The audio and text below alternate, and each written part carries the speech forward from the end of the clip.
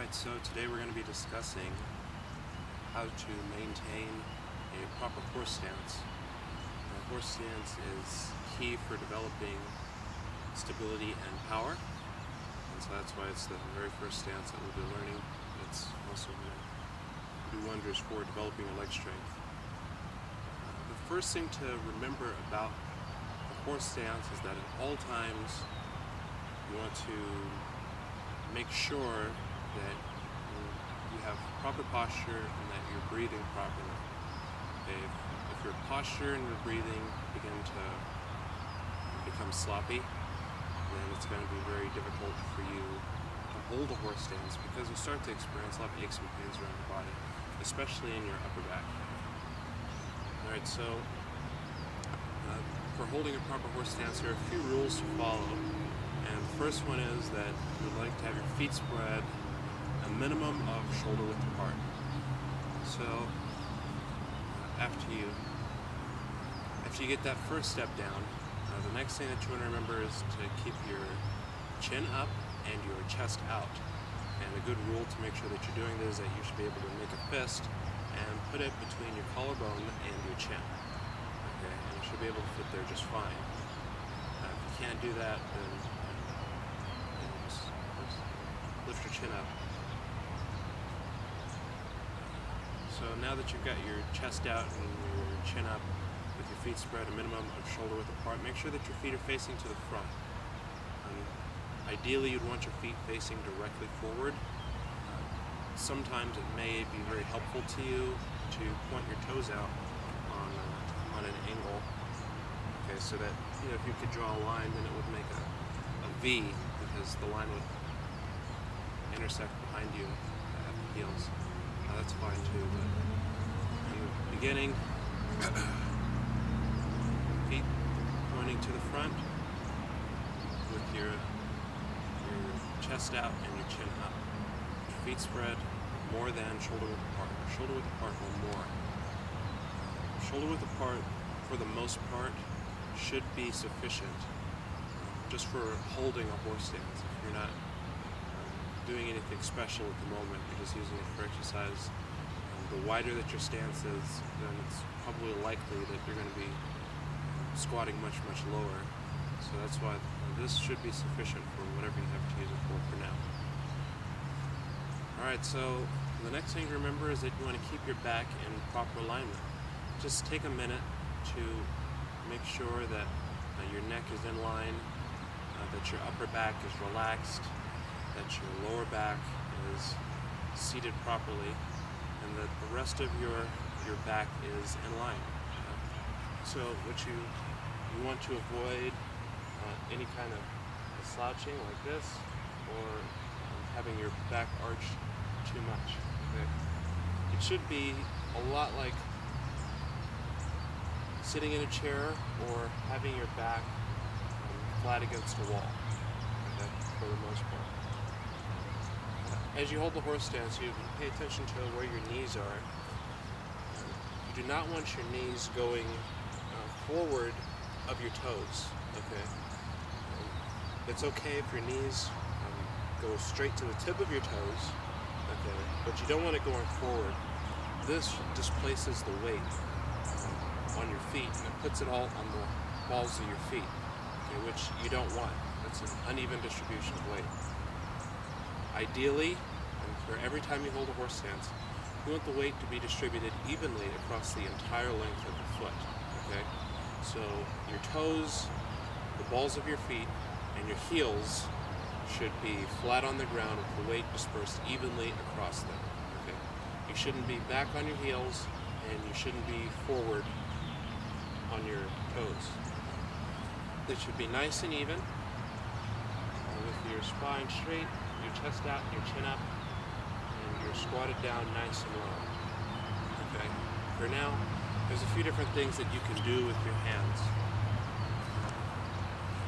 If you're just relaxing for a warm-up, then it's okay to rest your fingers on your knees. Okay, but just make sure that your arms are completely relaxed. Okay, shouldn't be using your arms at all. That means your shoulders are relaxed, the muscles in your upper back are relaxed, and the muscles in your upper chest and your neck are all completely relaxed. Okay? Really the only thing that you should be working is from the hips down. Okay? So if you're holding this position, another option that you have is to make two fists with your hands and tuck them directly behind you. Okay? So your fists should be at the sides of your rib cages, and your elbows should be pointing directly backwards. Okay? And so I'll show you this from the side. This is especially going to come in handy later on when we are spinning the bow in one hand or transitioning between hands with the bow, because you want to keep one arm chambered at all times with the bow. So either, if you're spinning it, it'll be chambered behind you, or you'll have it out in front of you for defense. Okay. Another option that you may want to consider is making two fists and holding your arms directly out in front of you. Okay, but all those are acceptable, and it's up to you to decide which one that you want to use. The horse stance is a very taxing body position to hold. Okay, so it's a very stressful position on your knees, on your hips, on your quads, on your upper back, and so it's very important that you maintain proper body position throughout the entire exercise. If your body position starts to go out of alignment, or if your breathing is improper, then you're going to notice sharp pains in your upper back in between your shoulder blades, and possibly even in your lower back. And to compensate for that, you're likely going to slouch. Okay? So make sure that you're paying attention to your body position so that you keep your spine straight the entire time. Also for your quads, okay, after, when you first start doing this, after about 30 seconds, 45 seconds, maybe a minute,